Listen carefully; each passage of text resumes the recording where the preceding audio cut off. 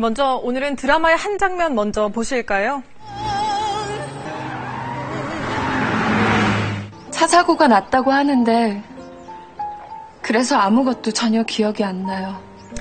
이런 기억 상실증은 드라마에서 너무 흔하게 쓰이는 설정이죠. 그런데 실제로 비슷한 일이 최근에 일어났습니다. 뺑소니를 당한 피해자가 사고 충격으로 당시 기억을 잃어버려서 자기가 어떻게 다쳤는지도 모르고 있었는데요. 대신 양심적인 자동차 공업사 직원과 경찰의 끈질긴 수사 덕분에 결국 가해자가 잡혔다고 합니다. 오늘은 그 사연을 뉴스 따라잡기에서 취재했습니다. 충북 영동의 한 도로입니다. 지난 3월 28일 저녁 7시쯤 40대 남성 박모 씨는 한적한 도로변을 산책하고 있었습니다. 머리가 아프고 그래갖고 바람전대로 양산에 솔바시라고 있거든요. 거기 갔다가 이제 좀 미연미연 해져갖고 돌아오는 길이었거든요. 그런데 순간 기절한 박 씨. 눈을 떠보니 칠흑 같은 어둠 속에 혼자 쓰러져 있었습니다. 온몸에서 느껴지는 통증. 박 씨는 겨우 휴대전화를 찾아서 119에 도움을 요청했습니다. 눈을 뜨니까 새벽 그때 2시 가까이 됐었어요. 어디도 아팠었고요. 걸을 수가 없었어요. 제가 그 도로에서 어디쯤 인도 쪽에 누워있을 거니까 그쪽으로 와달라고 그랬어요. 박 씨의 몸은 온통 상처 투성이었습니다. 정확히 어떤 사고 난 건 기억을 못하고요. 넘어진 상태라 전신에 타박상을 입으셨고 다리 쪽으로 골절이 약간 그 통증을 호소하시는 상태였습니다. 박 씨의 기억은 사라져 있었습니다. 언제 어디에서 다쳤는지도 전혀 알 수 없는 상황이었는데요. 길을 걷다가 심하게 넘어졌겠거니 그렇게 생각했다고 합니다. 불빛을 본 기억밖에 없어요. 제가 그냥 밑으로 이장이라고 나가 떨어져서 날르면서 상처난 부분이 오른쪽 쇄골하고 왼쪽 다리였기 때문에 그렇게 된 것 같다 그렇게 생각했죠. 열흘 뒤 대전의 한 병원에서 입원 치료를 받고 있는 박 씨의 병실에 느닷없이 경찰이 찾아왔습니다.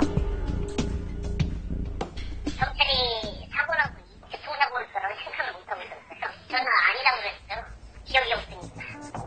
자신이 뺑소니를 당했다는 경찰의 말을 박 씨는 믿을 수 없었다고 합니다. 저희들이 찾아가서 이 진술을 청취하는데도 자기는 교통사고 아니다. 자기는 혼자 넘어졌다. 그래서 자기는 신고를 안 했다. 목격자도 없고 피해자의 기억마저 사라져버린 사건. 하지만 결정적인 증거가 남아 있었습니다. 박 씨가 쓰러진 직후 근처 CCTV에 포착된 화면입니다. 자동차 한 대가 멈춰서더니 운전자가 내려서 앞유리를 살피고는 황급히 사라지는데요. 이틀 뒤 운전자는 날이 밝자마자 한 공업사의 자동차 수리를 맡겼습니다. 그리고 산속이니까 컴컴한데 가다가 그냥 동물을 친 줄 알아서 그냥 차를 끌고 오셔서 그냥 여기서 그냥 수리를 시킨 건데. 그런데 차에서 수상한 흔적들이 여럿 발견됐습니다. 정작 차체는 많이 부서지지 않았는데 이 깨진 앞유리에 검은 머리카락이 끼어 있었습니다. 사람 머리카락 같은 게 거기 유리에 박혀 있었고 왼발 쪽부터 본네트 쪽은 크게 찌그러지진 않았는데 딱 사람이 다치는 그런 상황이었던 것 같아요. 그 자체가. 해당 직원은 차를 고쳐주는 대신 경찰에 신고부터 해야 한다고 운전자를 설득했습니다. 여기서 무조건 수리하시는 게 문제가 아니고 이게 나중에 문제가 될 수 있으니까 신고를 하셔야 된다. 결국 이틀 만에 신고를 받고 조사를 시작한 경찰. 하지만 운전자는 산짐승을 친 것 같다고 주장했습니다. 유리창이 파손된 부분에 인체 모발로 보이는 털이 발견되니까 운전자한테 이거 교통사고 아닙니까? 여쭤보니까 그 운전자는 떼지로 추정되는 산짐승을 쳤다.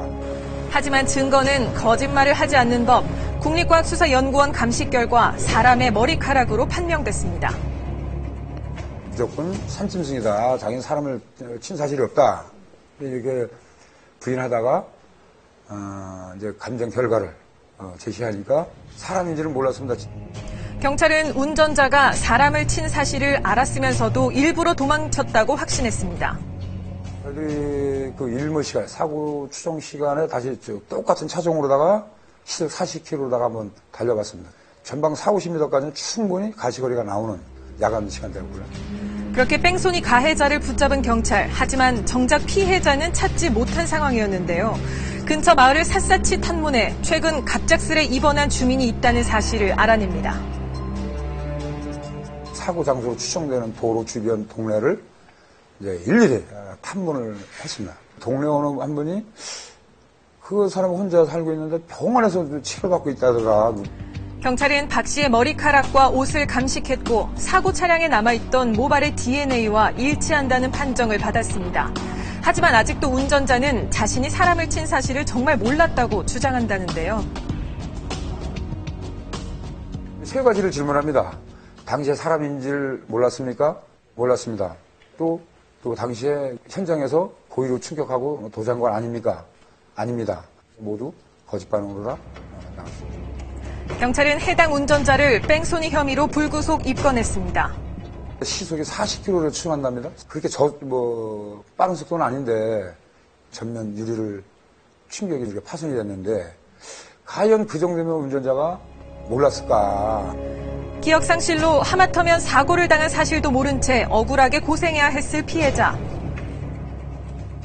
주위 양쪽을 찾아보고 있어요. 더군다나 저는 지금 남들처럼 뛰거나 그러지는 못하니까 슬슬 걸어다닐 수밖에 없으니까 그런 게 생기고 있었죠. 양심적인 공업사 직원과 끈질긴 경찰 덕분에 묻힐 뻔한 뺑소니 사고의 진실이 드러나게 됐습니다.